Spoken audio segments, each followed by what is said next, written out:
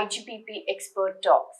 I am Hina Goswami, Editorial Consultant with IGPP, Institute for Governance, Policies and Politics, New Delhi. We are here on the sidelines of an international conference being organized by IGPP in collaboration with CSSS, Jawaharlal Nehru University, New Delhi, Justice Liburg University, Gießen, and German Research Foundation, Germany. The conference, Environmental Policy Discourses since the 1960s, Politics, Problems and Narratives of Environmental Policies in Europe and Asia, is an attempt to bridge narratives and inquire into the discourses of environmental policies that have governed Europe and Asia since the 1960s. Academicians, policymakers, researchers, and experts are gathered in New Delhi, and we have with us one of the key participants of the conference, Professor Michael Baurmann. Welcome, Professor. Professor Michael Baurmann is a senior professor for sociology at the University of Düsseldorf. He has also been a visiting professor at universities in Australia, Mexico, and USA.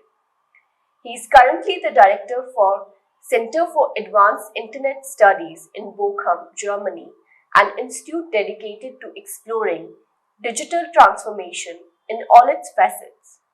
His academic research interests lie in study of fundamentalism, corruption in politics, and digitalization and democracy. Welcome to IGPP Expert Talks. To begin with the conference, you'll be speaking about environmental discourse within the local commons. Tell us about the concept of commons in Europe and how can they help us fight climate change? Yeah, I would like to do so, but first let me say I'm happy to be here and be interviewed by you. It's very nice. The commons, the climate and the environment is the largest commons of all. It's a worldwide commons, we can say. And we have different possibilities to deal with the common. This is one, we can have the state who is regulating things. We can have privatization, that the market, we hope that the market can do it. And we have, of course, the possibility which Ostrom advise us to self-regulate the common without market and without the state. Well, in Europe, you can see that Europe does not trust so much in self-regulating the commons. So we have the state, mostly the state initiatives, and we have some privatization, we have carbon tax, we have carbon emission trade, this is market instruments, but very central is the state in regulating the commons. In Europe, there are a little differences between the different nations, but the state is the main actor. In Germany, what we have is a very strong public discourse about the commons. So this is supporting the fight against climate change and environmental policies. So there's an interplay between a public in Germany, which is very strong pro fighting climate change and pro environmental issues, and the state who is doing a lot of legal initiatives, which at the end works well, so it's not perfect, and even especially in the last months and years, we can see that the goals are not effectively reached, unfortunately. So, but this is some tradition in Europe and in Germany, and as I learned in India, where you have much more an old tradition in self-regulating common pool resources. And this is maybe a special chance for India. I hope that this will develop further, and I learned a lot about it. And this is quite an alternative to what is happening in Europe and especially in Germany. You mentioned Germany, where the German party's rise has demonstrated how climate change is also dominated German domestic politics, and that is unique even for EU nations. What sets apart German society's attitude towards climate change from its neighbors? Yeah, well, as I said, there's a kind of interplay between the state, between political parties like the Green, but the Greens are not the only party which has climate change as a priority. thing. And we have the public opinion in Germany, which since years is very strongly developing in the direction of fighting against climate change. And we have a lot of civil movements. We have NGOs in Germany. We have the Green Party. So there is a large orchestra, so to speak, in Germany, which for years is arguing pro-climate change and pro-fighting against climate change. And this is maybe unique in Germany, the interplay of many factors, and German people are to a certain extent motivated to contribute individually to so far. Garbage selection is one of things that people do in Germany. We have people ride on bikes, they use public transport. Well, to a certain extent, this helps, but of course it's not enough. But so you have a kind of package in Germany which constitutes this maybe unique pro-attitude to doing something for environment. Sure. Now to turn to your academic research interest, that is democracy and internet. Digital technology has brought the world closer, and we have an increased awareness of cultures around the globe. But with that, we also see a rise in far-right conservative parties across the globe. Why is that? Is it the end of multiculturalism in Europe? Well, if I have a simple answer to this very complex question, would be nice. I think there are many aspects. The first thing is we should not be naive. The fact that people learn from each other, from different cultures, which is of course enforced also by the internet, does not automatically mean that they respect each other. It can be the opposite. I can learn from other cultures, and I can start to hate them and can say how awful they are. The information alone about other cultures, other people, other way of living does not automatically create respect or toleration. For some, of course. If some people would exactly develop in this direction, but others in the other direction. So the knowledge, the globalization can unfortunately create also, maybe for minorities, but strong minorities, also a development towards fundamentalism, towards intolerance. And while we know this from for example, gay people, that to know about other cultures, that gay people are respected, does not automatically mean they say, oh, we have to do this also. It can be the opposite. And then another thing is that, of course, as we know, that in today, more and more, there are fundamentalistic groups, there are fundamentalistic leaders, which sometimes grew out of religion traditions, and they can be very influential, as we know. And then there's also a kind of mistrust and trust. So I trust my community, I trust maybe my religious leader, and I mistrust the outer forces. And then if the religious leader gets more radical, then their followers will follow them. And so this is a complex process, all in all. And the main point, as I said at the beginning, I'm afraid, is that globalization alone, information alone, knowing about other cultures, does not automatically create toleration and respect. When we talk about intolerance on internet and how some leaders can, turn radical, and they have a whole following that will turn radical along with them. So when we talk about increasing intolerance, we talk about hate speech and how like leaders are voicing out opinion that that are not very tolerant. So how free should free speech be on internet, especially when there's a large community of people which is digitally illiterate and who are vulnerable to the false information or false propaganda that is being put out there? Unfortunately, also the digital literate are falling in this category of promoting hate speech, for example.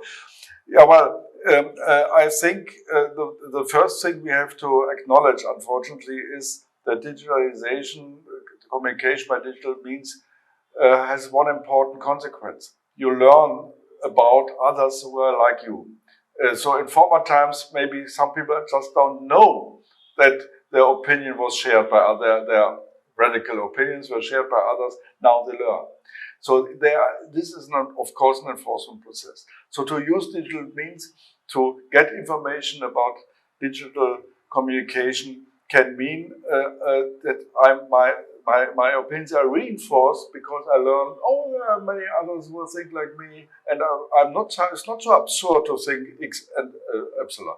So this is one dynamic in the digital world, which creates the fact which we have in many countries now, that radical groups in society get stronger and get more robust. This is, but they were there before. They were not created by digital. They can just identify them now better. So this is one aspect.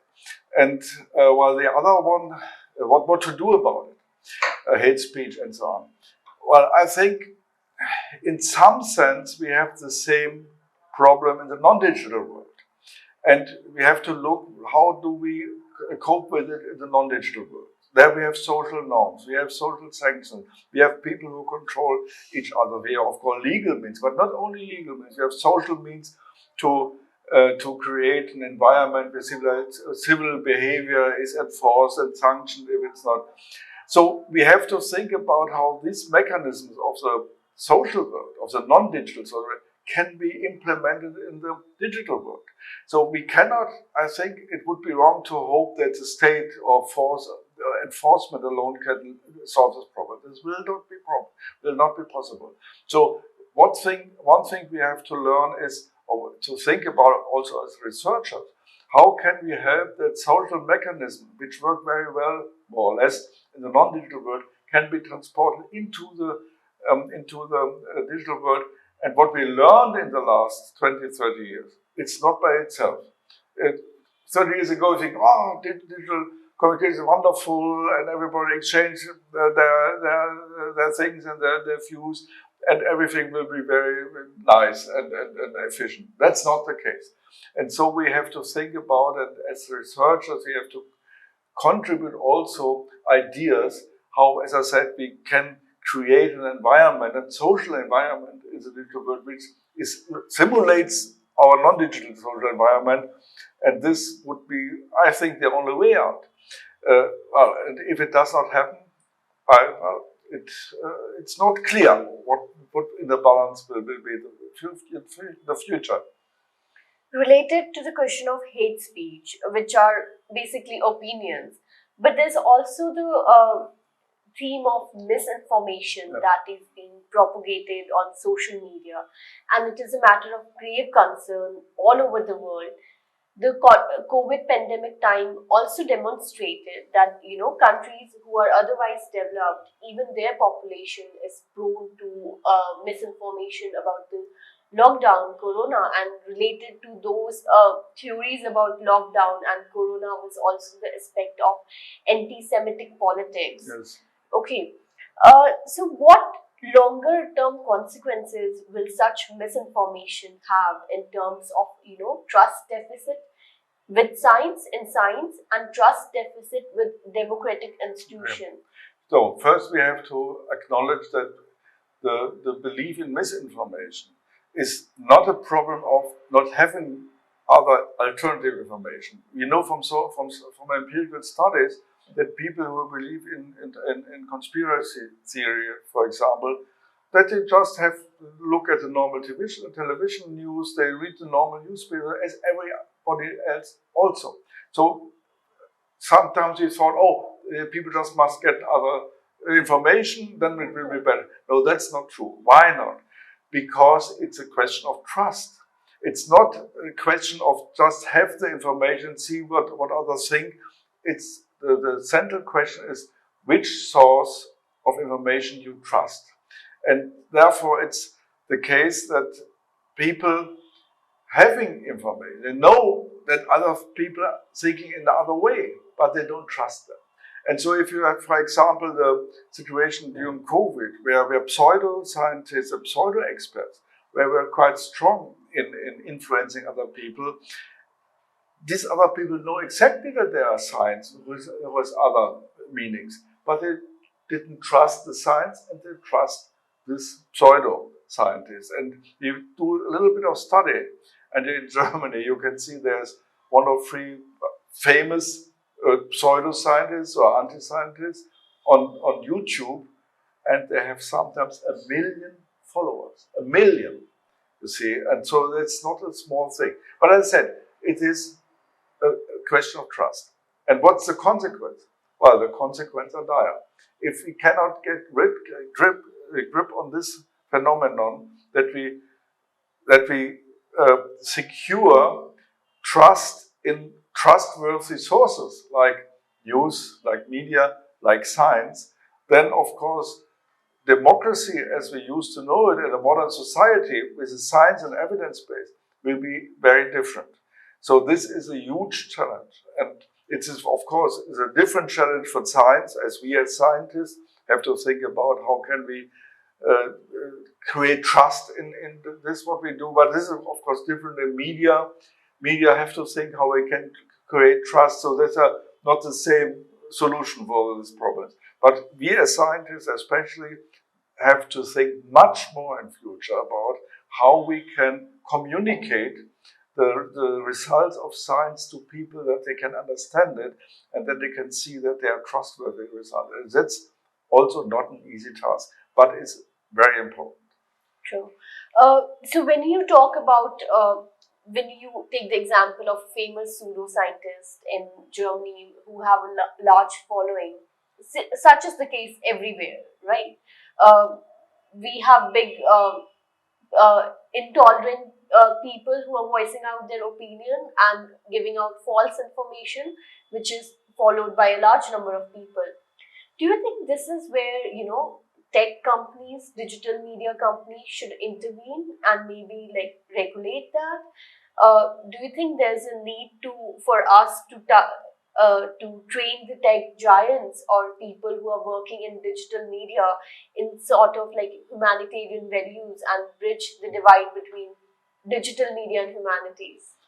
Well, you see, that's of course the central dynamics of markets.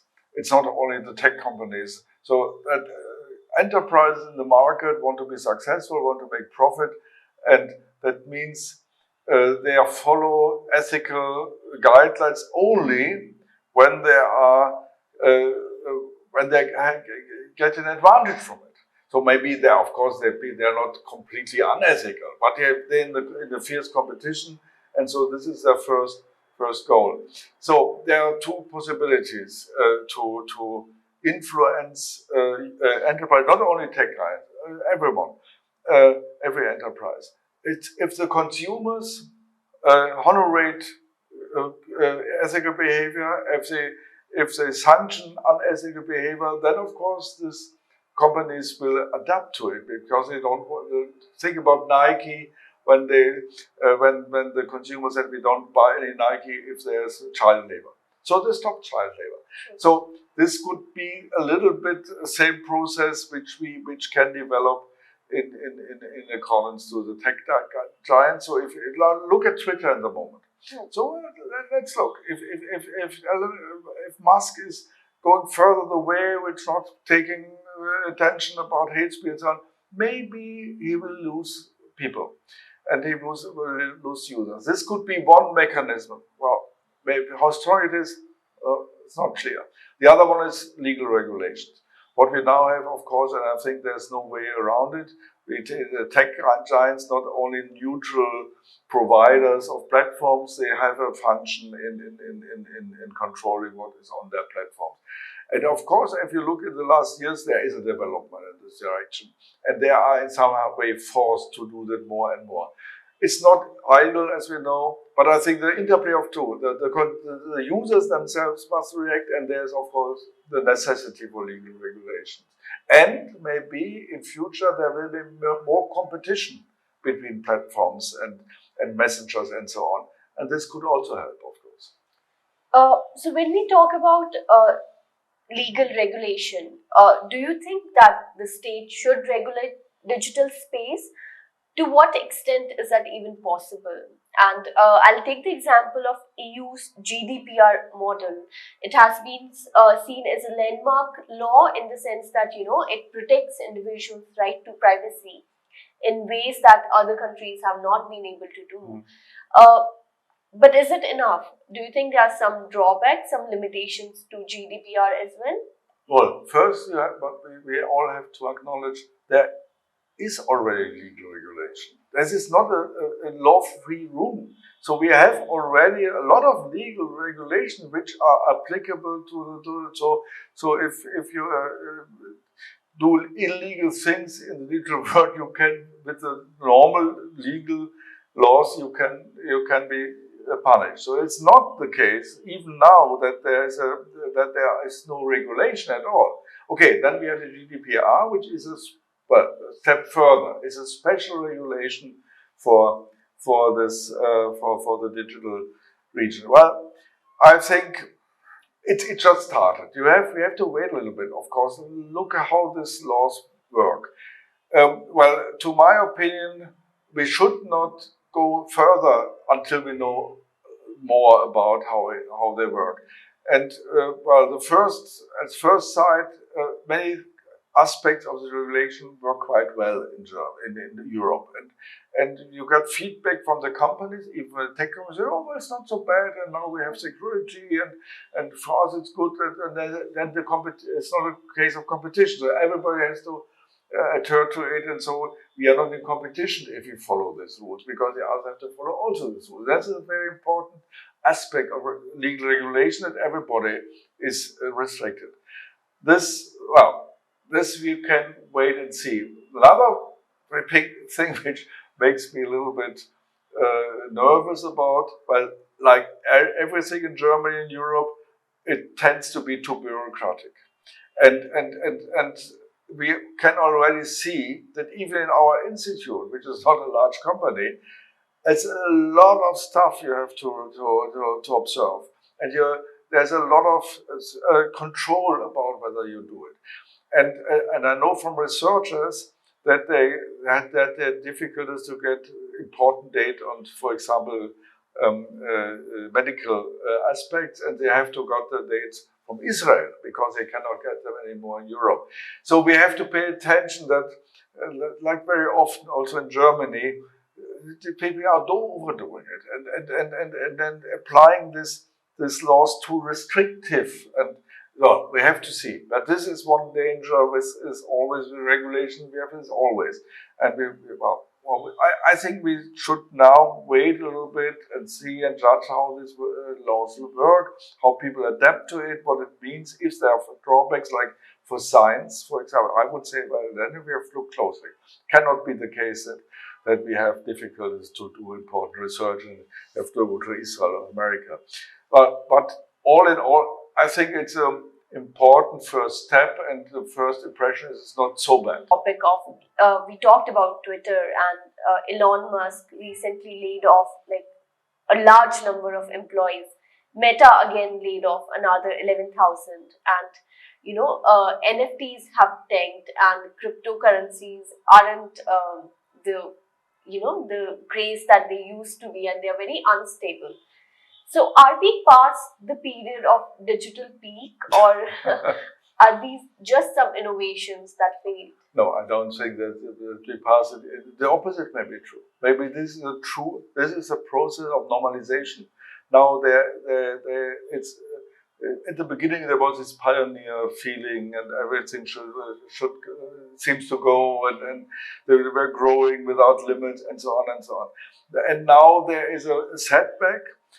And I think this is could be a very, in the best thing, it would be just a normalization process, and maybe a process in which more competition will develop. So it could be that in the opposite, the digital world is developing, and that could mean that in future we have not only FIFA, very powerful tech companies, but that maybe alternatives will develop.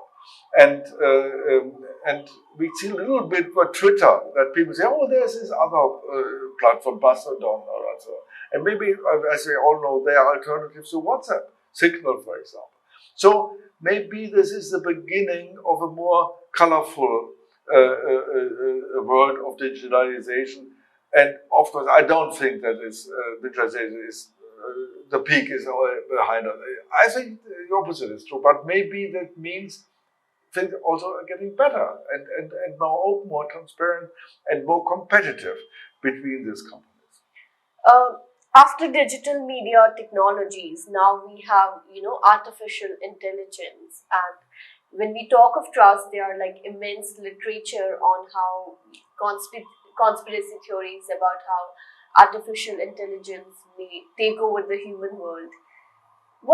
Do you concur? Do you agree with such theories? And what are your views upon human society's increasing reliability upon artificial intelligence? I think actually this is nonsense to think that artificial is taking over. I know there are some real scientists who are, I forgot his name, but who it's like a science fiction. I don't think this is a real danger. There are other dangers, but this is not the real danger. I think with artificial intelligence. I think what is important that well, let me say first, I think there's a great opportunities connected with artificial intelligence. For example, in medical diagnosis and other things. So I'm not afraid about artificial intelligence, which has many possible applications, which are very different also. So I'm not afraid about this, but dangers are more on another level. So I think it's the European Union again created a textbook of values, you could say, which are important for artificial intelligence, for transparency, explainability, so that people know why an artificial intelligence is making a decision. They must be able to follow it up and to say, this is the reason why. And then you have this formulation, humans in the loop. So that means that artificial intelligence is interwoven with human decision making and with human control. And I think this is important that we have to look closely, and this is again very different from application to application. You have to look that. I think one of the most important things is explainability or transparency. So if you use artificial intelligence, for example, in a diagnostic, it says, "Oh, this is cancer." Then, as a doctor, you must know why artificial intelligence is saying this. So you must give a reason for it. And we have the same.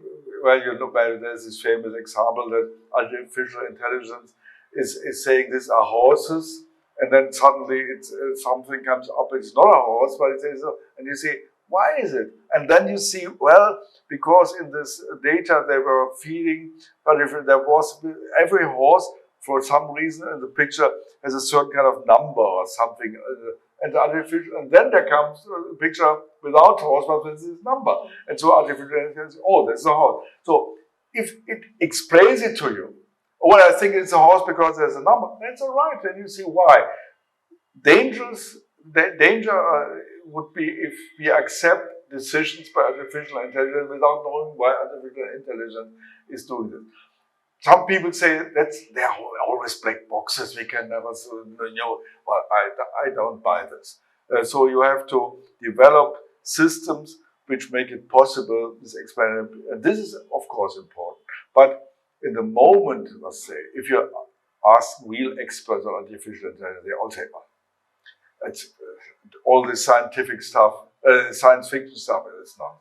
We have other problems. And so that's my view also. And I'd say again, I'm for human interest. And I see the same in artificial intelligence. I see the positive possibilities. Of course, you have to see the challenges all the time also. But to create a picture, artificial intelligence, oh God, it's coming. And at the end, it's like hell in Odyssey in 2000. No, I don't think. Do you think that the younger generation, which has grown with digital technology, can better mold the digital and democratic space, and as you said, make it more colorful, more more democratic and transparent? Well, no, I don't think so, because to know what democracy means and what is the value of democracy is independent from digital literacy. So before you start to communicate in the digital world about democracy, you have to know what democracy is, and you have to value democracy. So this is independent from digitalization. So therefore, I don't think that digital literacy makes you a better Democrat.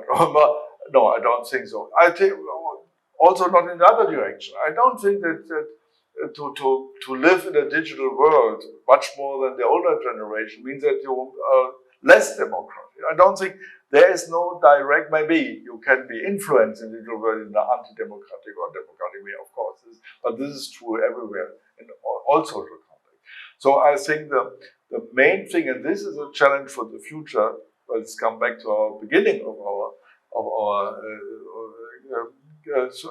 speak of our discussion. The main challenge today is that we must hope and we must contribute that people again value democracy as an institution, and this is unfortunately today worldwide one of the fiercest challenges we approach. But it's not dependent on digitalization, not in the other way. So if you look at Donald Trump and his autocratic tendencies, for example, has nothing to do with digitalization. And yeah, so therefore I don't think there is neither a positive nor a negative link. Okay. Thank you so much for giving us your valuable time. It was a great discussion. I hope you have a great stay in Delhi, and I look forward to your sessions at the conference tomorrow. Thank you very much. I wish you all the best for your own